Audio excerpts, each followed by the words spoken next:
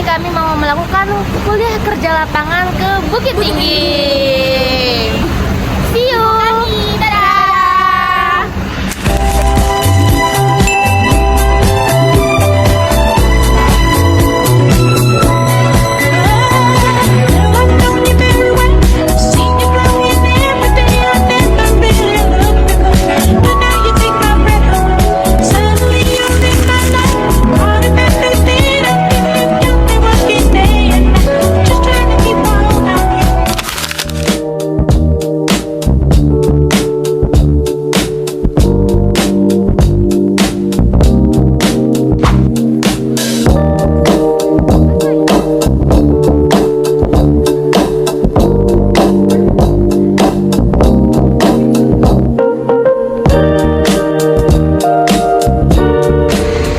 Halo guys, kami baru sampai di Balai Kota Bukit Tinggi.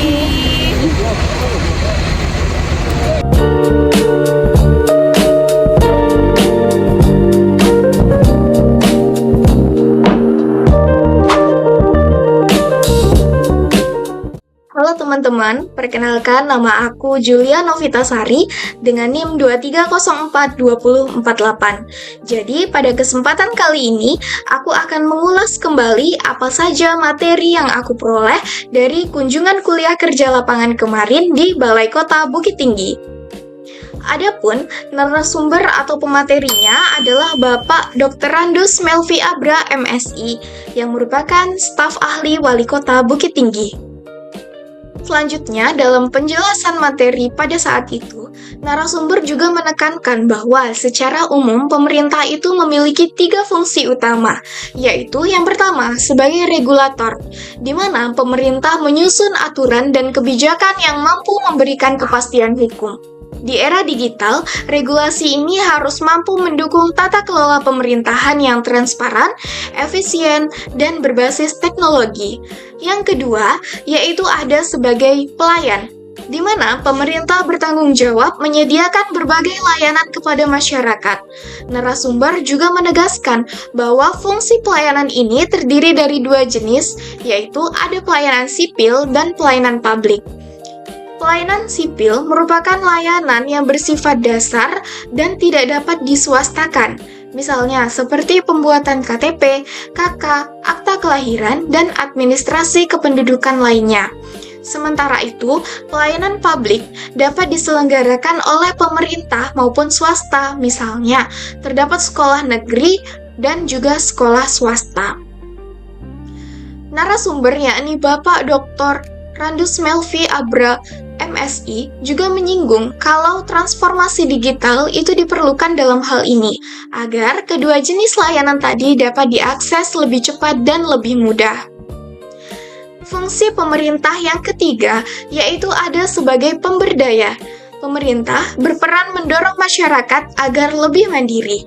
Melalui pemanfaatan teknologi digital, masyarakat dapat berpartisipasi dalam pengawasan, pelaporan, dan proses pembangunan secara lebih aktif. Kemudian, narasumber juga ada menyampaikan kalau pemerintahan daerah Kota Bukit Tinggi sedang menghadapi banyak sekali tantangan, seperti birokrasi yang masih cenderung klasik dan resistensi terhadap perubahan, keterbatasan anggaran, serta dinamika sosial politik yang cepat berubah.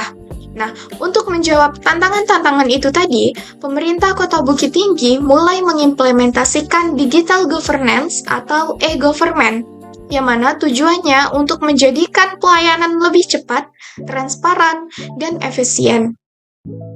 Dan yang kedua yaitu pemerintah Kota Bukit Tinggi juga mulai mengimplementasikan integrasi SDGs dalam kebijakan, agar pembangunan lebih berkelanjutan dan menyentuh aspek ekonomi, sosial, dan lingkungan. Dalam materinya, narasumber juga memberi penekanan besar bahwa mahasiswa merupakan calon aparatur dan analisis kebijakan masa depan, sehingga harus memiliki 2 modal utama, yaitu ada keterampilan dan karakter. keterampilan yaitu meliputi literasi digital dan data, analisis kebijakan berbasis bukti, dan kemampuan adaptasi dan kolaborasi. Sedangkan modal yang kedua yaitu karakter meliputi integritas, akuntabilitas, orientasi pelayanan, dan etos profesional. Nah, dengan adanya bekal ini, mahasiswa administrasi negara diharapkan mampu menjadi agen perubahan, bukan sekedar pelaksana administratif belaka. Oh iya teman-teman, selain materi itu tadi, kami juga mendapatkan pemahaman mengenai posisi strategis Bukit Tinggi sebagai kota yang memiliki sejarah panjang dalam menjaga kedaulatan bangsa, di mana narasumber menjelaskan sejarah kota Bukit Tinggi, mulai dari perannya sebagai pusat pemerintahan darurat Republik Indonesia atau PDRI, penerbitan mata uang ORIPS, hingga menjadi pusat laboratorium birokrasi, termasuk lahirnya Sekolah Poluan pertama. Nah, seluruh rekam jejak sejarah ini menjadi dasar argumentasi bahwa Bukit Tinggi layak menuju status kota istimewa. Nah, dari kunjungan kuliah kerja lapangan ini, kami menjadi sadar bahwa governansi digital itu tidak hanya soal tentang teknologi saja, tetapi tentang bagaimana pemerintah berusaha menghadirkan layanan publik yang lebih baik, lebih transparan, dan berbasis data. Adapun materi yang kami dapat juga membuat kami lebih paham lagi bahwa tantangan utama administrasi publik sekarang itu adalah menyatukan idealitas pemerintahan, yakni Dasolen, dengan realitas pelayanan yang ada di lapangan, yaitu Dasein, melalui inovasi dan transformasi digital yang berkelanjutan. Nah, secara keseluruhan, kunjungan ini benar-benar memberikan kami gambaran nyata tentang bagaimana prinsip governansi digital itu diterapkan, sekaligus bagaimana pemerintah berupaya untuk menutup jarak antara harapan dan kenyataan. Mungkin sekian penjelasan materi dari aku. Sampai jumpa.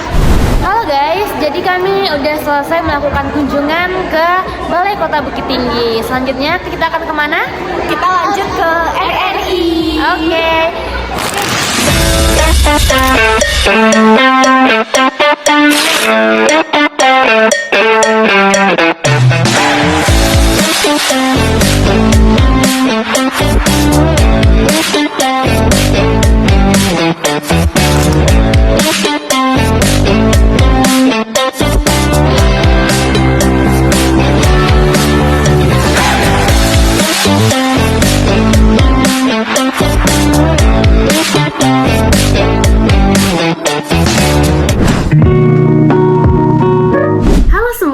Saya Nadia Putri Pratama dengan NIM 2304267. Saya akan menjelaskan seputar sejarah Radio Republik Indonesia Cabang Bukit Tinggi. Radio Republik Indonesia Cabang Kota Bukit Tinggi atau yang secara resmi dikenal sebagai Lembaga Penyiaran Publik atau yang disingkat dengan LPP RRI Stasiun Bukit Tinggi adalah salah satu stasiun radio tertua yang perannya sangat vital dalam sejarah revolusi fisik Indonesia. RRI Bukit Tinggi pertama kali mengudara secara resmi pada tanggal 14 Januari 1946, tak lama setelah proklamasi kemerdekaan. Pendirian ini dilakukan atas inisiatif pejuang lokal dan pemerintah daerah untuk membentuk media komunikasi yang independen dan pro-republik. Pada masa ini, RRI Bukit Tinggi berfungsi sebagai sarana penerangan bagi rakyat, menanamkan semangat nasionalisme, dan menangkal propaganda yang disebarkan oleh tentara sekutu dan Belanda. Kota Bukit Tinggi yang saat itu berfungsi sebagai salah satu pusat pemerintahan dan militer di Sumatera Tengah menjadikan stasiun radio ini memiliki posisi strategis yang sangat penting.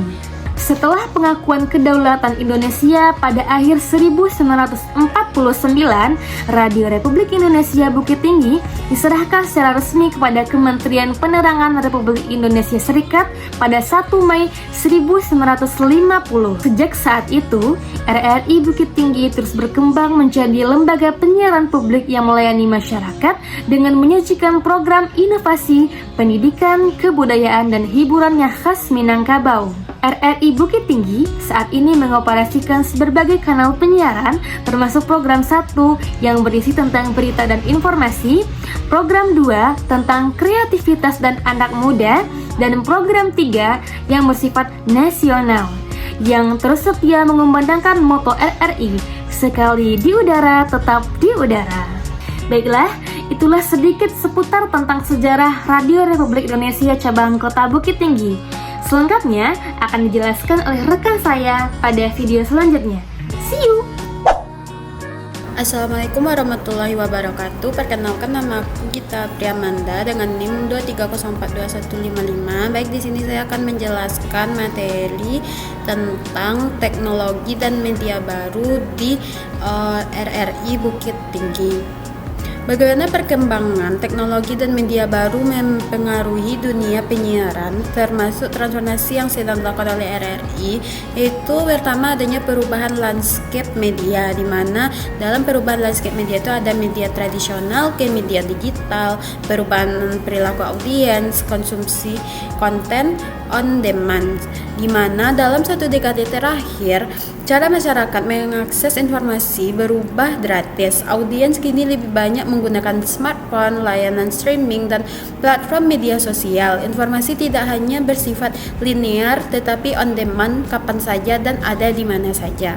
Selanjutnya yaitu adanya teknologi yang mengubah penyiaran, di mana itu adanya internet dan streaming menjadi podcast, AI dalam produksi siaran, big data dan authentic audience, ke otomatisasi studio. Stasiun radio modern kini menggunakan internet untuk memperluas jangkauan siaran. Melalui podcast memungkinkan konten tetap dinikmati meski tidak mendengarkan siaran langsung. Teknologi AI mulai dipakai untuk editing audio otomatis, rekomendasi konten, hingga penyusunan data. Data analistik dapat membantu memahami preferensi pendengar secara lebih tepat. Selanjutnya yaitu adanya media baru yang mana sangat berperan penting dalam media sosial. Contohnya seperti Instagram, TikTok, YouTube, dan lain-lainnya. Media sosial kini bukan hanya sebagai alat promosi, tetapi menjadi platform distribusi konten utama bagi lembaga penyiaran. Format video pendek atau live streaming memungkinkan radio lebih dekat dengan audiens, menciptakan engagement yang tidak dimungkinkan oleh radio tradisional saja. Selanjutnya yaitu adanya transformasi digital di RRI Kota Bukit Tinggi, di mana sebagai lembaga penyiaran publik, RRI terus beradaptasi melalui aplikasi RRI Digital, digitalisasi konten, serta penguatan distribusi lewat media sosial. Inovasi ini membuat RRI tetap relevan, khususnya bagi generasi muda yang lebih digital natif.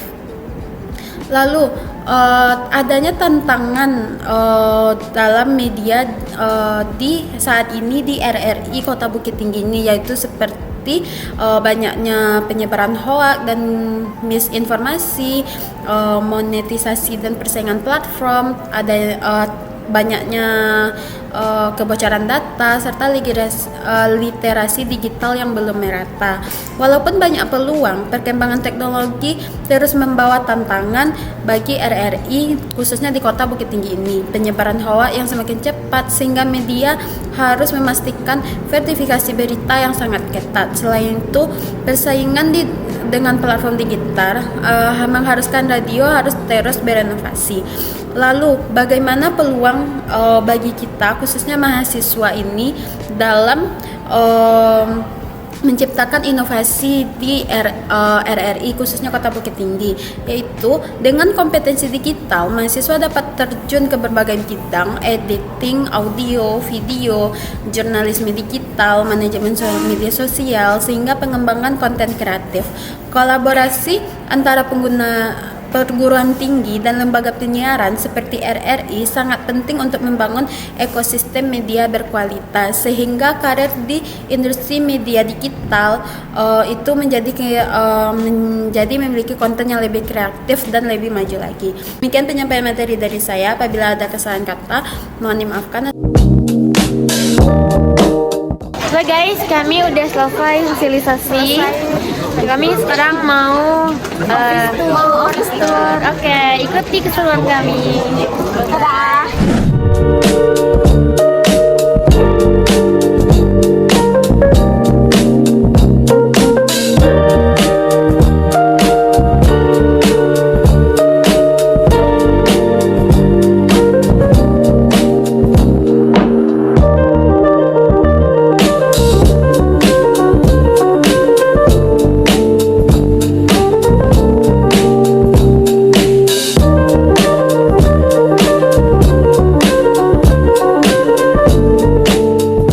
Halo guys, kali ini kami lagi berada di RRI Studio Pro 2. Dan sebentar tadi kami baru aja menyaksikan penyiar radionya itu sedang menyiarkan beberapa siaran guys. Dan sangat seru sekali di RRI Cabang Bukit Tinggi ini. Sampai jumpa.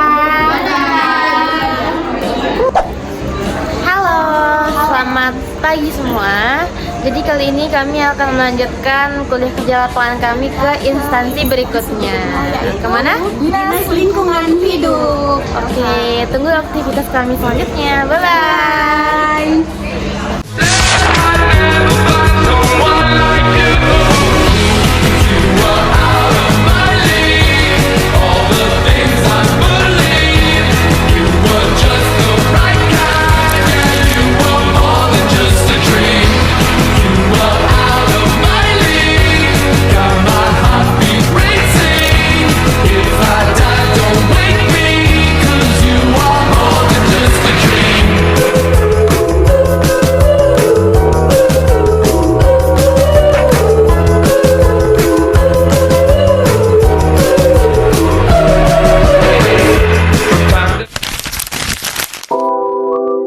Assalamualaikum warahmatullahi wabarakatuh. Di sini saya akan menyampaikan materi yang berjudul Sampahku Tanggung Jawabku yang disampaikan oleh Ibu Mary Yelza ST MPSDA sebagai penyuluh lingkungan hidup ahli muda Dinas Lingkungan Hidup Kota Bukit Tinggi. Kota Bukit Tinggi menghasilkan sampah sebanyak 100 sampai 110 ton per harinya. Sehingga biaya yang dikeluarkan pemerintah daerah untuk pengelolaan sampah Kota Bukit Tinggi mencapai 22 miliar per tahunnya. Sampah Kota Bukit Tinggi sampai saat ini dibuang ke TPA, tempat pembuangan akhir di Kota Padang. Urusan pengelolaan sampah bukanlah hal yang mudah bagi Kota Bukit Tinggi, karena yang pertama cukup tingginya biaya yang harus dikeluarkan untuk pengelolaan sampah saat ini. Yang kedua, biaya operasional tinggi karena sampah harus diantarkan ke TPA. Oleh karenanya, peran masyarakat sangat dibutuhkan juga untuk pengelolaan sampah ini. Dalam Undang-Undang Nomor 18 Tahun 2008 tentang pengelolaan sampah, setiap orang dalam pengelolaan sampah rumah tangga dan sampah sejenis sampah rumah tangga wajib mengurangi dan menangani sampah dengan cara berwawasan lingkungan. Sampah juga menjadi tanggung jawab kita sebagai masyarakat. Siapapun yang menghasilkan sampah bertanggung jawab untuk mengelolanya. Untuk itu, tugas kita adalah mengelola sampah yang baik dan benar dengan cara memilah sampah sebelum dibuang dan membantu mengurangi sampah dengan menerapkan 3R, yaitunya reduce, reuse, dan recycle. Memilah sampah adalah kegiatan mengelompokkan dan memisahkan sampah sesuai dengan jenis, jumlah, dan atau sifat sampah. Terdapat beberapa cara mengelola sampah sesuai dengan jenis sampahnya. Yang pertama, sampah organik dapat diolah menjadi kompos, dapat dijadikan sumber makanan ulat maggot untuk pakan ternak, dapat diolah menjadi biogas untuk sumber energi baru, untuk bahan rumah tangga, dan dapat diolah menjadi enzim pembersih, pupuk tanaman, dan lain-lain. Yang kedua, sampah anorganik, yaitu cara pengelolaannya yang pertama mengurangi pemakaian sampah, reduce. Contohnya memakai keranjang, belanja, tumbler, dan kotak lokal. Yang kedua, digunakan kembali atau reuse. Contohnya seperti botol bekas untuk pot bunga. Yang ketiga, didaur ulang atau recycle. Contohnya celengan dari plastik bekas dan karton. Yang keempat, dijual ke bank sampah atau pengepul sampah. Dan yang kelima, sisa sampah dibuang ke TPA. Yang ketiga, itu ada sampah bahan berbahaya dan beracun atau bisa dikenal juga dengan B3. Dengan cara sampah dikumpulkan dan diserahkan kepada pihak ketiga yang mempunyai izin. Pentingnya memilah sampah. Yang pertama yaitunya agar sampah kering dan sampah basah tidak bercampur. Karena jika kedua jenis sampah ini tercampur, bisa menjadi sarang bakteri dan menimbulkan bau tak sedap. Yang kedua, menghindari material-material berbahaya yang tercampur, seperti sampah elektronik, obat-obatan, dan lain-lain. Yang ketiga, mempermudah dalam pengelolaan dan daur ulang sampah. Yang keempat, mengurangi biaya operasional pemusnahan sampah. Yang kelima, meminimalisir sampah-sampah yang akan berakhir di TPA. Jadi kami udah selesai materi di Dinas Lingkungan Hidup Bukit Tinggi. Nah sekarang kita lagi tour di Dinas Lingkungan Hidup ini ya. Sama-sama aja di sini. Di belakang kami Ada bapak-bapak pengelolaan sampahnya guys. dan ada bapak yang lagi belajar juga. Oke, stay tune. Dadah. One is the loneliest number that you'll ever do. Two can be as bad as one. It's the loneliest number since the number one. One is the loneliest number that you'll ever